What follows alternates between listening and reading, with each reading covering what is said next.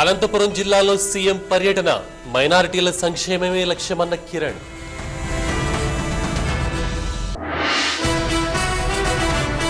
YSRCP party ఆఫీసుగా Chanchalguda jail, CID విచారణకు TDP demand. కాలుష్యం కోరల్లో సాగర తీరం, రోగాల బారిన విశాఖ వాసులు.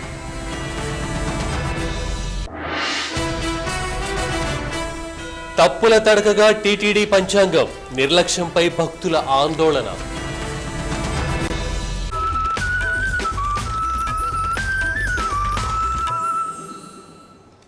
బీసీల సంక్షేమం కోసం కాంగ్రెస్ పార్టీ కృషి చేస్తుందంటున్నారు సీఎం కిరణ్. అనంతపురం జిల్లా మడకసిర మండలంలో ఇందిరమ్మ కళలు, అమ్మహస్తం పథకాల గురించి మహిళలకు వివరించారు ఆయన.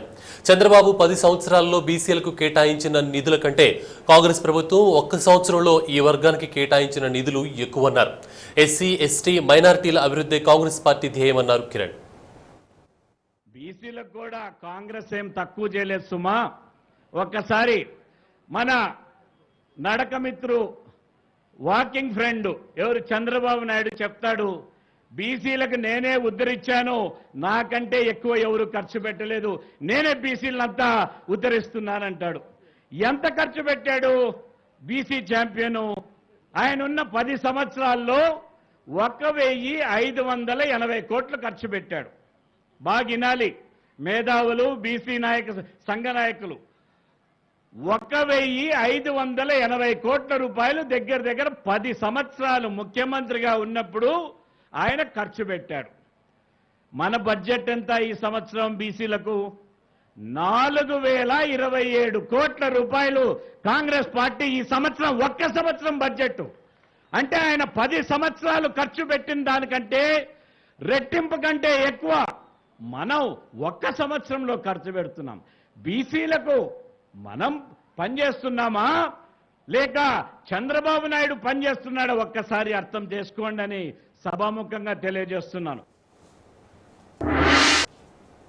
టీవీ ఛానళ్లలో డబ్బింగ్ సీరియల్స్ ను నిలిపివేయాలని కోరుతూ సారథి స్టూడియోలో ధర్నా చేయడానికి వెళ్లిన టీవీ ఆర్టిస్టులను అరెస్ట్ చేశారు పోలీసులు. అయితే పోలీసులు మాత్రం మాదాపూర్లోని మా టీవీ ఆఫీస్ దాడి కేసులో వీరిని అదుపులోకి తీసుకున్నామంటున్నారు. మరోవైపు అరెస్టులకు భయపడే లేదంటున్నారు కళాకారులు. సమస్యల సాధన కోసం ప్రాణత్యాగానికైనా సిద్ధమని స్పష్టం చేస్తున్నారు.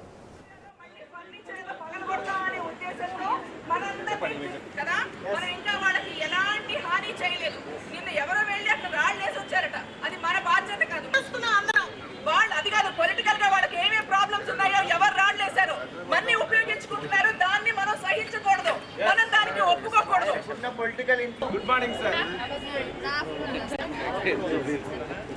సార్ ఇది టీవీ ఆర్టిస్టులు అందరినీ ఎస్ఆర్ నగర్ పోలీస్ స్టేషన్కి తీసుకుని వచ్చినారు సార్.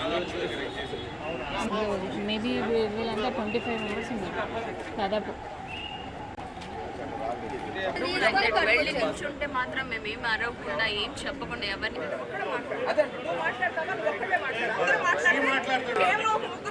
మాట్లాడుతున్నారు.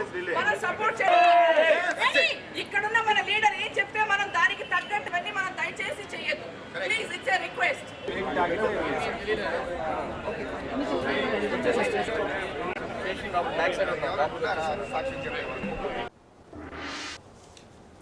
చెంచల్గూడ జైల్లో మొదట్లో ములాఖాతులు జరిగేవి. ఇప్పుడు వైఎస్ఆర్ కాంగ్రెస్ పార్టీ మీటింగులు కూడా జరుగుతున్నాయని ఆరోపణలు వస్తున్నాయి. సమీక్షల దగ్గర నుంచి అసమ్మతివాదుల బుజ్జగింపుల వరకు చెంచల్గూడ జైలు కేంద్రంగా మారిందని విమర్శలు వెల్లువెత్తుతున్నాయి. జైలు పార్టీ ఆఫీస్గా మారిందని అటు మంత్రి ఆనం సైతం అంగీకరిస్తున్నారు. మరి కిరణ్ సర్కార్ ఏం చేస్తోందని ప్రశ్నిస్తున్న టీడీపీ చెంచల్గూడ జైలు వ్యవహారంపై సిఐడి విచారణకు డిమాండ్ చేస్తోంది. చెంచల్గూడ జైలు వైఎస్ఆర్సీపీ కార్యాలయంగా మారిందా? ముఖ్యమంత్రి గారు ఇలాంటి పనులు కాదు, చూస్తుంటే ఆ చెంచల్గూడ జైలుకు వైఎస్ఆర్ పార్టీ జెండా కూడా కట్టేటట్టు ఉన్నారు. జైల్లోనే జగన్ సమీక్షలు నిర్వహిస్తున్నారా? వాళ్ళ సోదరుడు జైల్లో ఉన్నప్పుడు ఆయన పార్టీ సమీక్ష సమావేశాల కోసం, జిల్లా స్థాయి సమీక్ష సమావేశాల కోసం ఆయన ఒక అవకాశం కల్పించినట్టున్నాడు. జైలు గోడల మధ్య అసమ్మతివాదులను బుజ్జగిస్తున్నారా?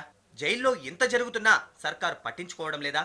ఈరోజు ఆ అవకాశాన్ని సద్వినియోగం చేసుకొని జిల్లా సమీక్ష సమావేశాలు జగన్మోహన్ రెడ్డి గారు చేస్తున్నట్టుగా నేను పత్రికలలో చూడడం జరిగింది. అవును, వైఎస్ఆర్సీపీ జెండా తప్ప చెంచల్గూడ జైలు అచ్చం జగన్ ఆఫీస్ లాగా మారిపోయిందని ప్రధాన ప్రతిపక్షం టీడీపీ ఆరోపిస్తోంది. జగన్ కు సీఎం కిరణ్ సహకరిస్తున్నారని, వారిద్దరూ అవిభక్త కవలలంటూ కామెంట్ చేసింది. జగను కిరణ్ అవిభక్త కవల పిల్లలు. మనకు నీలోఫర్ హాస్పిటల్లో వాణి వీణా అని ఇద్దరు అమ్మాయిలు ఉన్నారు. బాడీ మొత్తం వేరుంటే తలలు కలిసి ఉంటాయి.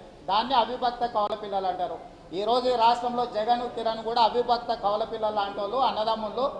టీడీపీ విమర్శలకు తగ్గట్టుగానే శుక్రవారం కూడా జగన్ కోసం వైఎస్ఆర్సీపీ నేతలు, అసంతృప్తి పరులు చెంచల్గూడకు క్యూ కట్టారు. ఎమ్మెల్యే ధర్మాన కృష్ణదాస్ జగన్తో గంటసేపు మాట్లాడారు. శ్రీకాకుళం జిల్లాలో పార్టీ వ్యవహారాలను ఏకరువు పెట్టారు. శ్రీకాకుళం జిల్లాలో పార్టీ పరిస్థితి ఏంటి, అలాగే ప్రజా సమస్యల మీద మన కోఆర్డినేటర్స్ కొత్తగా మనం నియామకం చేసిన వాళ్ళంతా బాగా పనిచేస్తున్నారా లేదా, ఈ విద్యుత్ సదరణ ఇవన్నీ ఎలా జరిగాయి, తర్వాత మీలో ఇంటర్నల్గా పార్టీ కాన్స్టిట్యున్సీ వైజ్ అందరిని కలుపుకొని పండి అందరూ కలిసికట్టుగా పనిచేయండి. ఏమైనా చిన్న చిన్న ఉంటే డిస్కస్ చేసి మీరు కూడా అందరూ ఇన్వాల్వ్ అయ్యి చక్కగా పార్టీని ఐక్యంగా తీసుకెళ్ళమని చెప్పన్నట్టుగా చెప్పడం జరిగింది. అటు గత కొంతకాలంగా పార్టీపై అసంతృప్తితో ఉన్న వైఎస్ఆర్సీపీ కన్వీనర్ జనార్దన్ రెడ్డి కూడా చెంచల్గూడ జైల్లో జగన్ను కలిశారు. తన ప్రమేయం లేకుండా నియోజకవర్గాల కోఆర్డినేటర్లను నియమించడంతో ఆయన కోపంగా ఉన్నారు. వచ్చే ఎన్నికల్లో పార్టీ తరపున మల్కాజ్గిరి ఎంపీ స్థానానికి గానీ, అసెంబ్లీ స్థానానికి గానీ పోటీ చేయాలని ఆయన ఆరాటపడుతున్నారు. అయితే పార్టీ ఆవిర్భావం నుంచి ఉన్న తనకు టికెట్ పై హామీ లేకపోవడంతో జనార్దన్ రెడ్డి అసంతృప్తితో ఉన్నారు. పైకి ఏమీ లేదని చెబుతున్నప్పటికీ అలిగిన ఈ రంగారెడ్డి జిల్లా నేతను జగన్ బుజ్జగించినట్లు తెలుస్తోంది. జిల్లా కన్వీనర్గా చాలా రోజుల తర్వాత జగన్ గారు జైలుకి వచ్చిన తర్వాత ఈ కాంగ్రెస్ తెలుగుదేశం కలిసి ఏ కుట్రలో భాగము, ఏ తప్పు చేయకుండా జగన్మోహన్ రెడ్డి గారు ఈరోజు జైల్లో ఉన్నాడు, కలవాలనే ఉద్దేశంతో ఇక్కడికి రావడం జరిగింది. ఇలా 3 రోజులకోసారి వైఎస్ఆర్సీపీ నేతలు జగన్ను కలుస్తూనే ఉన్నారు. మొదట్లో ములాఖతులు మాత్రమే ఉండేవి. ఇప్పుడు ఏకంగా జైల్లోనే మీటింగులు పెడుతున్నారని విమర్శలు వెల్లువెత్తుతున్నాయి. చెంచల్గూడ జైలు వైఎస్ఆర్సీపీ కార్యాలయంగా మారిందని సాక్షాత్తు రాష్ట్ర ఆర్థిక మంత్రి ఆనం రామనారాయణ రెడ్డి చెబుతున్నారు. జైలును పార్టీ ఆఫీస్గా మార్చుకుని జగన్ అరాచకాలు సృష్టిస్తున్నారని మండిపడుతున్నారు. మరి జగన్ జైలును పార్టీ కార్యాలయంగా మార్చేసుకుంటే కాంగ్రెస్ ప్రభుత్వం ఏం చేస్తోంది? జైలు అధికారులు ఏం చేస్తున్నారు? జగన్ నిబంధనలు ఉల్లంఘిస్తుంటే చోద్యం చూస్తున్నారా? ఈ ప్రశ్నలకు ప్రభుత్వం బదులు చెప్పాలంటోంది టీడీపీ. జైలు సూపరింటెండెంట్ జగన్కు ఏజెంట్గా పనిచేస్తున్నారని ఆరోపించింది. చెంచల్గూడ జైలు వ్యవహారంపై సిఐడి విచారణ జరపాలని డిమాండ్ చేస్తోంది. మరోవైపు ఉదయం చెంచల్గూడ జైల్లో జగన్ను కలిసిన పార్టీ ఖమ్మం కన్వీనర్ పువ్వాడ అజయ్ సాయంత్రానికి రాజీనామాకు సిద్ధమయ్యారు. వైఎస్ఆర్సీపీ నాయకత్వంపై అసంతృప్తితో ఉన్న అజయ్ టీఆర్ఎస్ వైపు చూస్తున్నట్లు సమాచారం. మొత్తానికి జగన్ పార్టీ సమీక్షలకు, బుజ్జగింపులకు చెంచల్గూడ కేర్ ఆఫ్ అడ్రస్ గా మారింది.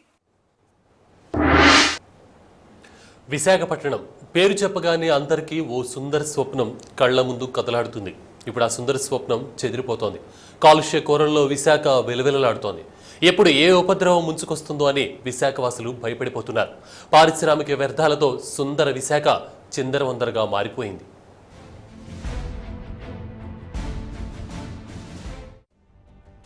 సువిశాలమైన బీచ్, ఎటువైపు చూసినా ఎత్తైన కొండలు, దగ్గరలోని పచ్చని అటవీ ప్రాంతం, పర్యావరణానికి, ప్రకృతి అందానికి ప్రతీకగా నిలిచే విశాఖ నగరం ఇప్పుడు కాలుష్య కోరల్లో చిక్కుకుంది.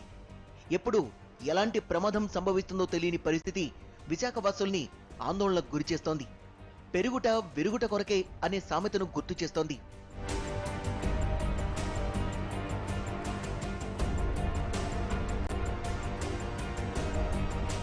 పారిశ్రామిక ప్రగతికి నిలయంగా లక్షలాది మందికి జీవనోపాధిగా వెలుగొందుతున్న విశాఖలో ఇప్పుడు ఆమ్ల వర్షాలు ప్రజలకు కంటి మీద కునుకు లేకుండా చేస్తున్నాయి.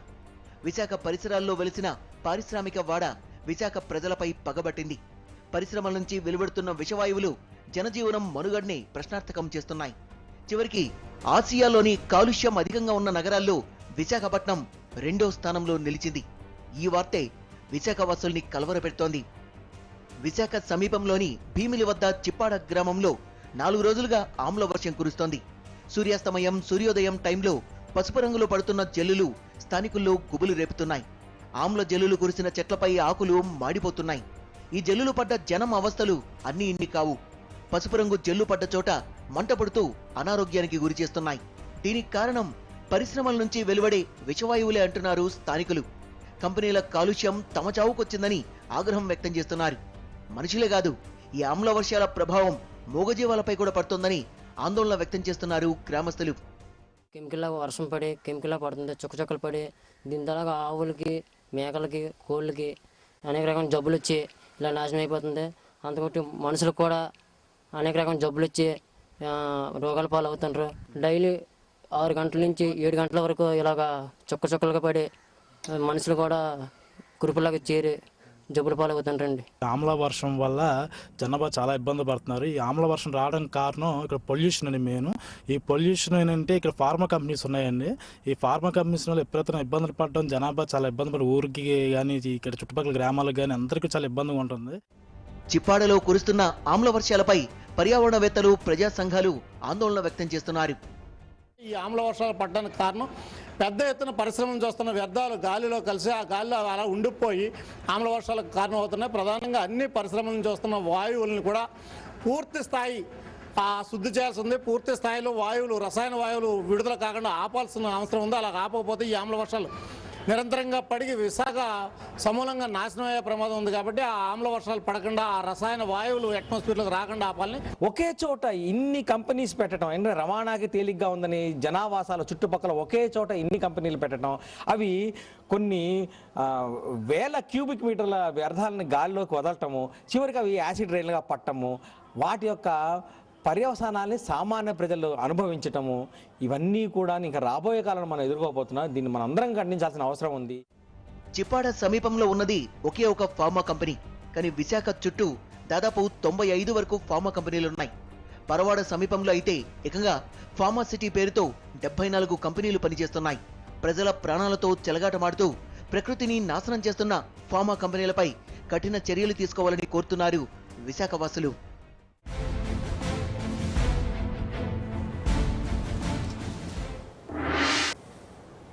సీతారాముల కళ్యాణం కోసం భద్రాచలానికి ధీటుగా ముస్తాబోతోంది సంగారెడ్డి పట్టణం.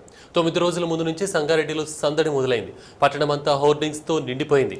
రాముల వారి కళ్యాణం కోసం ముత్యాల తలంబ్రాలు, పచ్చల హారాలు ప్రత్యేకంగా తయారవుతున్నాయి. శ్రీరామ నవమి అనగానే భద్రాచలంలోని సీతారాముల ఆలయమే గుర్తుకొస్తుంది.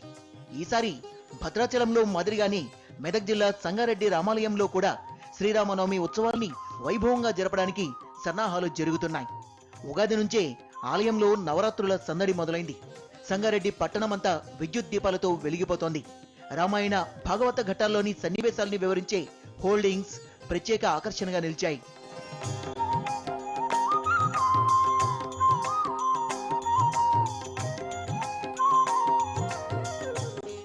ప్రభుత్వ విప్ జగ్గారెడ్డి 1.5 కోట్లతో స్వామివారికి పచ్చల హారాలు చేయిస్తున్నారు.